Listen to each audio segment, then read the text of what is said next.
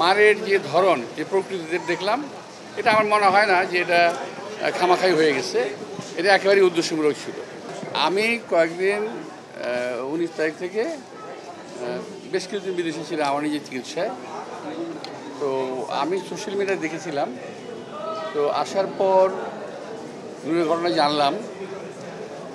তো এখন আমি যেটা দেখলাম, বাস্তবেই ওর উপরে যে আক্রমণটা হয়েছে, এটা আমার মনে হলো আক্রমণটা খুবই উদ্দেশ্যমূলক।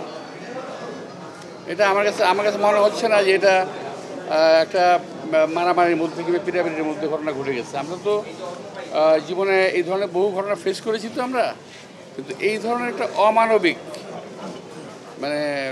আঘাত ওর আমার মনে হয় গলার উপরের মাথার যে অংশটা, এটা বোধ হয় ভিতরে কী অবস্থায় আল্লাহই বলতে পারে। আমি দেখলাম যে যেটা রক্তপাত দেখানো হচ্ছে মাঝে মাঝে নাক দিয়ে।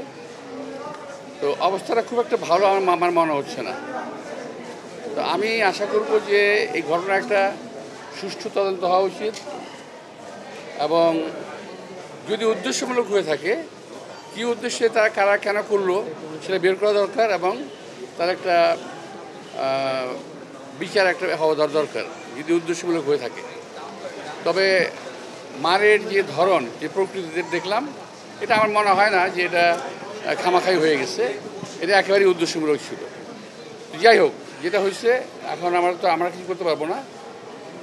আমি শুনলাম সরকার সদয় হয়েছে, বলেছি যে তাকে বিদেশে পাঠাবে। তো বিদেশে পাঠানো যে কথাটা শুনলাম খুব ভালো লাগলো, কিন্তু এখনও পাঠানো হয়নি, এটা আমার কাছে ভালো লাগলো না। এখন আমি জানলাম বললো যে আজকে এবং গতকাল এবং আজকে বন্ধের দিন ছিল। এই ধরনের একটা ঘটনায় বিশেষ ব্যবস্থায় তাকে বিদেশে পাঠানোর একটা প্রক্রিয়া করা উচিত ছিল, বিশেষ ব্যবস্থায়। এটা হলো এক নাম্বার। আর সেকেন্ড হলো, যেখানে পাঠাবে বিদেশে পাঠিয়ে দিলাম, সব কিছু শেষ হয়ে গেল, এটা কিন্তু বিষয় না। আমার বিষয় হলো ওর কোথায় ইনজুরি হয়েছে, আমাদের দেশের ডাক্তাররা এটাকে বের করতে পেরেছে ওই ইনজুরিগুলো কোথায় কোথায় হয়েছে। সেই ইনজুরির ট্রিটমেন্ট বিশ্বের যে দেশে ভালো হবে আমি মনে করি সে দেশে নেওয়াটাই বেটার। ইতিপূর্বে আমাদের এক সময়ে রাশেদ খান মেনন, আসম আব্দুর রব, তাদেরকে বিদেশে পাঠানো হয়েছিল প্রক্রিয়া অনুযায়ী, এবং বের করা হয়েছিল কোন জায়গায় আঘাতপ্রাপ্ত এবং কোথায় ট্রিটমেন্ট ভালো হবে। বিদেশে পাঠিয়ে দিলাম কোথাও এক জায়গায়, তাহলে কিন্তু হবে না। যদি উদ্দেশ্য থাকে ভালো করার, তাহলে যেখানে ট্রিটমেন্ট করলে ভালো হবে সেখানে তাকে ট্রিটমেন্ট করতে দেওয়া উচিত। বিশ্বের অনেক ভালো ভালো জায়গা আছে। আমি যেটা আমার সাধারণ জ্ঞান, এই বয়স পর্যন্ত যেটা দেখেছি, আমি এই বয়সে এই ট্রিটমেন্টটা খুব প্রপারলি হবে যদি পশ্চাত্যের কোনো দেশে করা হয়। বিশেষ করে এই ট্রিটমেন্টটা আমি এটা আমাকে আবার কেউ ভুল বুঝবেন না, আমি যতটুকু আমার জ্ঞান আছে তাতে বলছি, এই ট্রিটমেন্টটা সবচেয়ে বেস্ট হবে যদি জার্মানিতে পাঠানো হয়। ওই সিঙ্গাপুর, ব্যাংককে এই সমস্ত ট্রিটমেন্ট আমি মনে করছি না খুব একটা ভালো হবে। বিকজ আমি সিঙ্গাপুরের পেশেন্ট, সিঙ্গাপুরে ট্রিটমেন্ট করি, ব্যাংককে আমি ট্রিটমেন্ট করি, দেখেছি আমি। তো যাই হোক, সরকার ভালো বুঝবে। আমি এটা আমার অ্যাডভাইস করলাম যে সরকার এটা ভালো বুঝবে, এবং যেটাই করুক তাড়াতাড়ি করা উচিত। দিন যাবে, ক্ষতি হবে। ওই যে পরিমাণ অ্যান্টিবায়োটিক পাচ্ছে এখন, এই অ্যান্টিবায়োটিক তার শরীরে বেশি দিন নিতে পারবে না।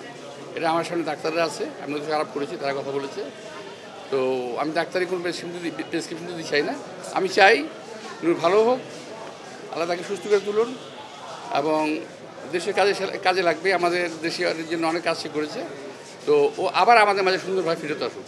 তো এই জন্য সরকারকে আমি অনুরোধ জানাবো, যেখানেই হোক ট্রিটমেন্ট করার জন্য তাকে একটা ভালো জায়গায় এবং ভালো তত্ত্বাবধানে, দয়া করে পাঠিয়ে দিয়েই ক্ষান্ত হবেন না, এবং ভালো একটা তত্ত্বাবধানে তাকে যেন রাখা হয়।